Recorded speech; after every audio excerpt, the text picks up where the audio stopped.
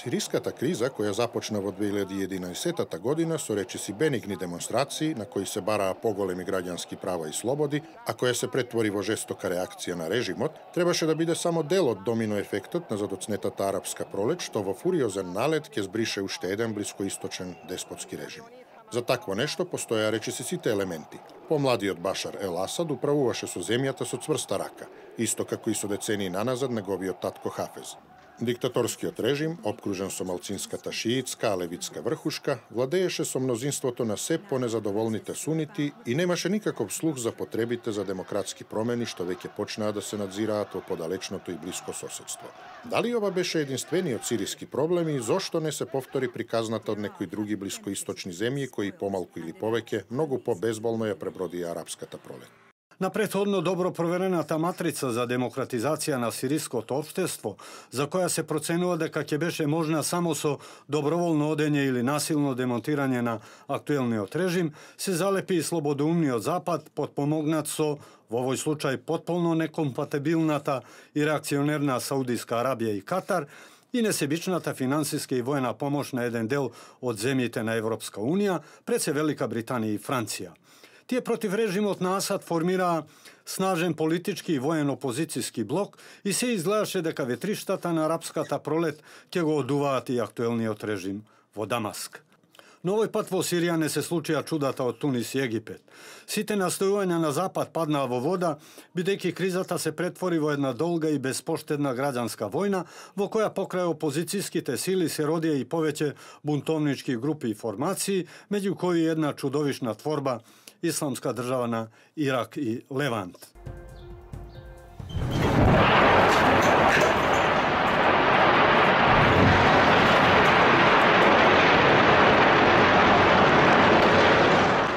Во ситуација кога секој пукаше во секого, а во намера да ја засилат едната или другата страна, секој на свој начин, во конфликтот се вмеша и Соединетите Американски држави со своите сојузници, но и постсоветската Русија.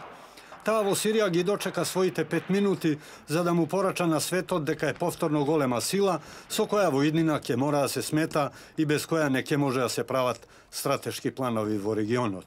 Но да видиме дали гревот на Башар Ел Асад е само во неговото немање на демократски капацитет или за сириската криза стои и нешто друго. Според оценките на познавачите на блискоисточните неприлики, Башар Ел Асад го стори најголемиот и основен грев уште пред 10 години, а така наречената арапска пролет требаше да биде само одличен параван за реализирање на инаку актуелните планови за негово соборување. Вистинските причини за обидот за уривање на режимот на Башар Ел Асад најдобро ги објаснува Златко Диздаревиќ, поранешен дописник на Сараевско ослободење и дипломат кој поминал повеќе од една деценија на Блискиот Исток. Катар е западна, односно америчка варијанта. Катар е западна, значи американска варијанта на нафтовод кој треба да се спои со Медитеранот, а Медитеранот е завршна точка, затоа што оттаму одат нафтоводи за Европа. Европа е најголем потрошувач, според тоа, тоа е чист бизнис. Тој нафтовод требаше да оди Катар, Турција, Сирија, Медитеран, за разлика од нафтоводот кој е друга стратешка формација, а тоа е Иран, Ирак, Сирија, со Русија која е подпрена НАТО. И тука настана проблем. Сирија како последен голем партнер на Русија на Блискиот Исток, со сиријска воена база единствена на Медитеранот во Тартус, каде тие нафтоводи случајно треба да излезат, и сега со нова воена база во Латакија, по се што се случува, како стратешки партнер на Русија и Иран, одби да учествува во оваа варијанта со Катар, САД и Турција, што беше детонатор. Треба да се прегазат, треба да им се земе територијата и преку таа територија да се направи свој нафтовод. Се тоа требаше се надоврзе на претходните проекти на западните земји, пред се Соединетите Американски држави, да ги поддржат плановите на моćните нафтени корпорации собрани околу Бритиш Петрол, на кои им се брзаше што поскоро да ја довлечкаат азербејџанската нафта од Каспискиот регион преку нафтоводот Баку-Тбилиси-Џејхан. Дел од тие планови беше и претходната, крајно сомнително извршена демократизација на Авганистан. Навидум се одеше како што посакуваа проектантите на така наречената Кавказска група, со која Соединетите Американски држави со цел да го заштитат енергетскиот коридор Исток-Запад, а со во пракса добро проверените образложенија дека главната цел е борбата против тероризмот, почнаа да и пружаат стручна и воена помош на Грузија. Ова, вклучувајќи го и катарскиот гасовод, беше стратешки проект со чие реализирање требаше да се намали или барем да се амортизира зависноста на европските земји од рускиот газ. Но се покажа дека Запад правеше сметка без крчмар, бидејќи сирискиот преседател Башар ел Асад тогаш соопшти дека Сирија не може да биде дел од тој план, односно дека нема да даде дозвола гасоводот да оди преку територијата на Сирија. Ова беше балван во око на Соединетите Американски држави и нафтените корпорации, кои сега мораа да прават поинакви планови за донесување на катарскиот газ во Европа. Во крајно неповолната и многу поскапа варијанта, гасоводот требаше наместо по најприродниот пат преку источен Ирак и Сирија да влезе сега во Турција преку подолгиот и тешко пристапен пат што води низ северен Ирак. Меѓутоа, ова беше само план Б, бидејќи западните стратези никогаш не се откажа од планот А. За да неговото реализирање стане можно, беше потребно да се дисциплинира, а во најдобра варијанта да се симне од власт Башар ел Асад. Од тогаш американците инсталираа во Сирија експерти на ЦИА и вложија голема енергија и уште поголеми пари за уривање на сирискиот режим. Но не е само Башар ел Асад единствениот непослушен играч во регионот. Долги години наназад на Соединетите Американски држави трн во око има и режимот во Техеран. Тој се наоѓа во непосредно соседство на Сирија. Дали е и колку и тој инволвиран во сириската криза? Всушност на нив не им пречеше толку тоа што во постреволуционерниот Иран, како впрочем и на целиот Блиски Исток, немаше демократија, но не може никогаш да ги прежалат времињата кога со една од најбогатите земји на светот со нафта владееше проамериканскиот сателитски режим на шахот Мохамед Реза Пахлави. Освен тоа, сегашниот ирански режим е во блиски пријателски односи со Русија и еден е од главните енергетски снабдувачи на Кина, која пак на економски план стана кошмар за Соединетите Американски држави. Се заканува да стане уште пострашен, бидејќи е во план од југот на Иран преку Пакистан да се гради гасовод до Кина, со што Кина би станала уште поконкурентна, што на Запад никако не му одговара. И за да се заокружи овој за западните земји кошмарен круг, треба да се спомене дека Иран покажува знаци дека е подготвен да ја субституира зависноста на западноевропските земји од руски газ, така што би се изградил еден гасовод што од европските земји би стигнал од неговата територија, повторно преку Турција. Меѓутоа, мнозинството на западноевропските земји сметаат дека ова по руската би можела да биде уште една енергетска зависност. Иако не отфрлаат во потполност оваа идеја, посакуваат таа да се реализира во за нив најпогодната варијанта со еден поинаков или сосем нов режим во Техеран. Заради сето ова и многу други работи, Соединетите Американски држави заедно со своите сојузници со години наназад и спроведуваат санкции против Иран. За тоа зборува и пензионираниот американски генерал и поранешен командант на НАТО силите за Европа и операциите на Косово Весли Кларк.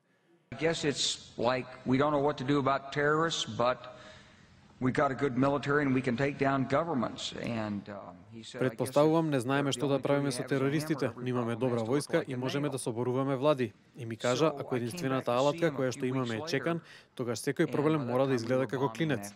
Отидов да го видам неколку недели подоцна и во тоа време веќе го бомбардиравме Авганистан и го прашав дали се уште останува тоа дека ќе војуваме со Ирак, а тој ми кажа: "О не, уште полошо од тоа." И посегна по документ за кој ми објасни дека го добил од Канцеларијата за одбрана и дека во него се опишува како ќе освоиме 7 земји во наредните 5 години, почнувајќи со Ирак, Сирија, Либан, Либија, Сомалија, Судан и завршувајќи со Иран. Од сето што е погоре изложено, може да се свати зошто е неопходна толкава итност за соборување на актуелниот сириски режим. За да го постигнат тоа, Соединетите Американски држави, Велика Британија, Франција, Саудиска Арабија и Катар, а со немала финансиска помош и некои од земјите на Европската Унија, во Сирија создадоа политичка и воена инфраструктура што требаше да ги оствари овие цели. Но да погледнеме кој и зошто се бори во Сирија. Најпрвен ќе спомнеме армијата на Асад, која во својот состав, заедно со паравоените групации, подпомогнати од либанскиот и шиитски Хезбола и од Иран, има околу 259.000 луѓе со 314.000 резервисти. Командниот кадар е пополнет претежно со припадници на левитската, шиитска и мистична секта, која сочинува само 12% од сириското население, кое е мнозински сунитско. Глобално војската на Башар ел Асад се бори на страната на Иран, Русија и Кина и сака да ја задржи контролата и власта во Сирија како стратешки важна територија. Таа воено и финансиски е потпомогната од Иран и Русија, а на верски план ги спроведува шиитските интереси. Во оваа војна главен сојузник на армијата на Асад е Русија, која во крајбрежната Латакија и Тарсус има две воени бази, една воздухопловна, друга поморска, од каде од есен 2015 година спроведуваше и воздушни воени акции против опонентите на режимот на Асад и позициите на ИСИЛ. Доколку не се смета спорниот Крим, станува збор за единствени руски воени бази вон територијата на Русија, со кои оваа земја е повторно инаугурирана во светска сила. Таа под формално образложение дека се бори против тероризмот ја засилува и штити позицијата на Асад како свој сојузник и воедно си ги штити своите стратешки интереси на Медитеранот и во предворието на Кавказ. Од своја страна Иран, неарапска земја, но шиитска република, од самиот почеток и дава голем поттик на владата во Дамаск, вклучувајќи техничка и борбена поддршка со 10.000 ирански борци и дури 9 милиарди долари финансиска помош. Причините за вакво иранско интересирање за оваа земја треба се бараат во фактот што главното упориште на шиитскиот Иран во Сирија е токму сектата на левитите, на која и припаѓа и семејството на Асад, која му е потребна на Иран во одржувањето на коридорот на така наречената шиитска полумесечина, во која значајно место е резервирано и за мнозински шиитскиот Ирак.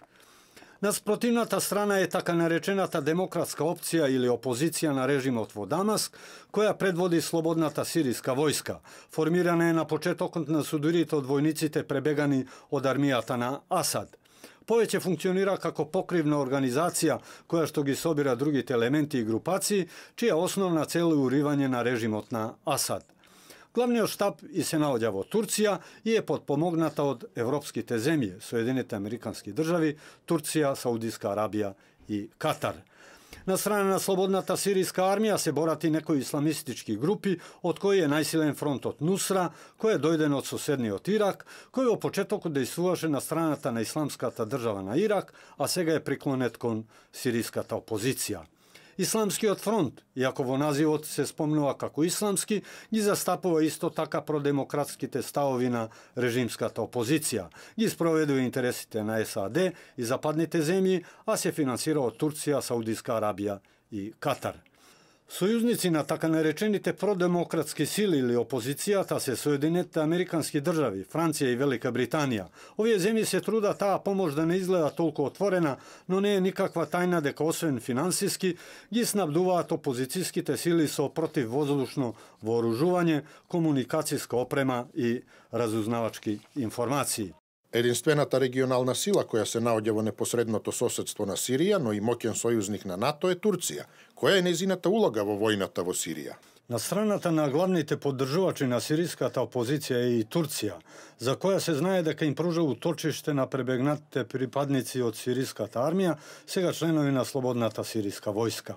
Во Турција се наоѓа главната команда на овие воени формации, на кои, освен тоа, Анкара им дава логистичка и воена поддршка и им обезбедува сигурна зона и база за операции на териториите на Сирија. Иако не така одамна го поддржуваше режимот на Асад, таа како регионална сила и магистрална зона за речиси сите идни нафтоводи и гасоводи, се обидува да ги заштити своите стратешки интереси, кои неретко не се совпаѓаат со оние на нејзините западни сојузници и внимава да не дојде до евентуална реализација на било каква идеја за некаква курдска држава, било во Северен Ирак или Сирија, што според нејзините проценки би ги засилило сепаратистичките движења на нејзиниот југоисток, каде што живе бројно население со курдско потекло.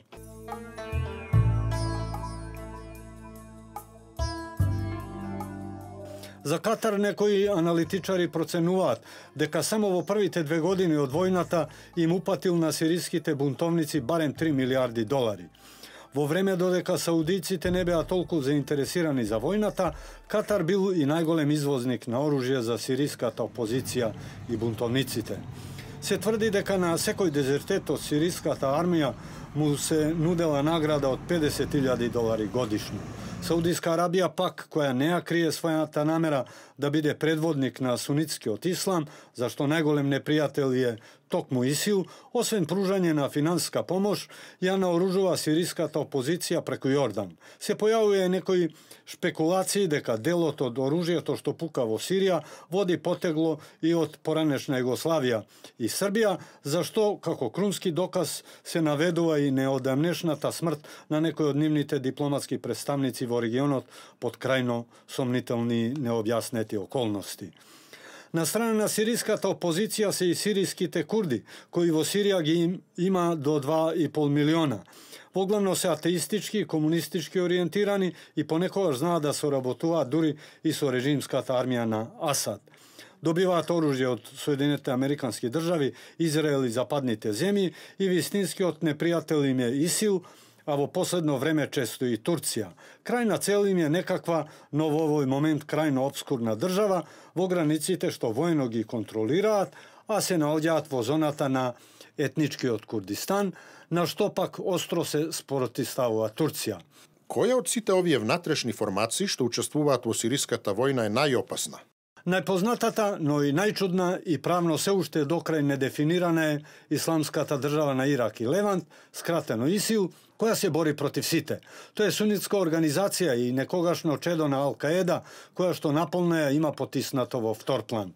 Цели е да го прошири самопрогласениот калифат во сите блискоисточни арапски земји и земјите на Магреб, но и понатаму, дури и во Европа, на сите територии каде што живеат мусиманите. Од локалните играчи ИСИЛ е најсилната војна формација во Сирија. На почетокот на војната успеала да заплени милиони долари, а во незините раце се нашло и американското оружје со кое била вооружена ирачката армија. Контролира богати нафтени извори и се финансира преку нелегална трговија со петрол, заради што го добила и епитетот криминална нафтена организација. Најголем непријатели се руските сили. Во сиот овој галиматијас, во кој не се знае кој се во кого пука, најдебелиот крај го извлекува сириските цивили. Се проценува дека од почетокот на војната досега во судирите загинале повеќе од 240.000 лица, од кои 120.000 се деца. А внатрешно и надворешно се раселиле околу 10 милиони сириски граѓани. Освен во соседните земји и Турција, голем дел од нив побараа помош и азил и во западноевропските земји. Големиот мигрантски бран и хуманитарната катастрофа, на која се почесто и се даваат библиски димензии, во својот транзитен од ги заплисне и балканските земји, меѓу кои и Република Македонија. Но пред се ги растресе длабоко темелите на Европската Унија, која покажа дека е неподготвена за справување со најголемиот предизвик во незината не толку долга историја.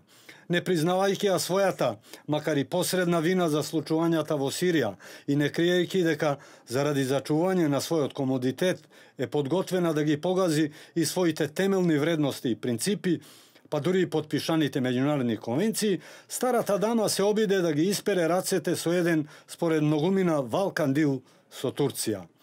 Тој веројатно ќе може би да и овозможи накратко да здивне, но не и докрај да се ја смири успиената совест или да го реши трајно проблемот. Се проценува дека тој ќе трае се додека трае и хаосот во Сирија, за кој не се виновни само сириците и причините што го генерираат мигрантскиот бран кон европските капии.